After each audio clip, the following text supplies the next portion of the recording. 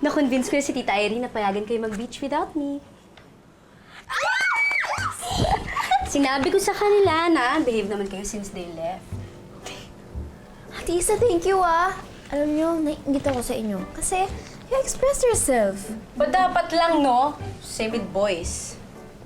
Boys? Paano naman napunta sa boys ang usapan? Ate, pupunta kami ng Bora para tulungan si Aya sa Clean the Beach project niya. Ay, Hindi nako. para sa boys. You'll never know. When you're in Bora, you explore the place, the food, the waves, the sand. At magpakatotoo kayo, no? Enjoy niyo pag-boy watching. Belle, Bambi, here are some tips to attract the boy that you fancy. Ready na kayo? Yes!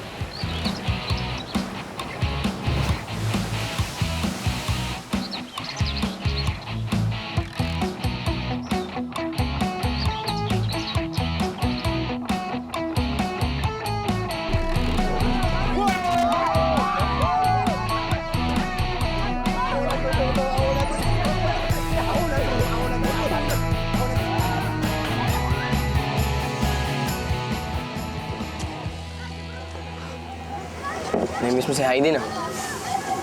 Tama ka, Chris. All the while, inaasar ko pala siya dahil gusto ko siya. Pero pre, gusto ko talaga lahat eh. Yung mata niya, yung ngiti. Ultimo yung pagsalubong ng kilay pag naiinis. Tanga ko talaga. Ngayon ko lang na-realize na gusto ko pala talaga siya, ngayon wala na siya.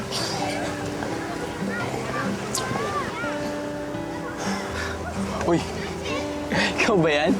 Sobrang cheesy mo, ha? Ano mo, dapa na ako sa'yo? Dapa. Sige na, ikaw na masaya kasi di ka nag-iisa.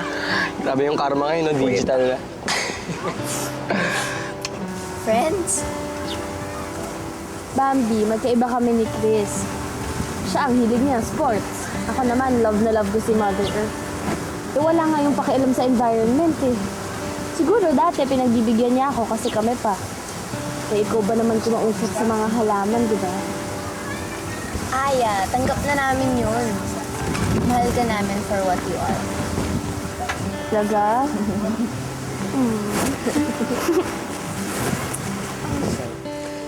Oo nga. Oo na, bilisan mo. Doon tayo.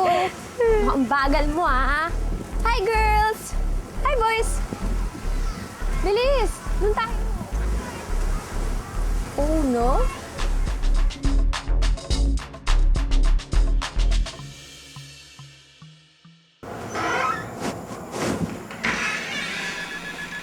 Oh, naiwan Ate Bel yung phone niya.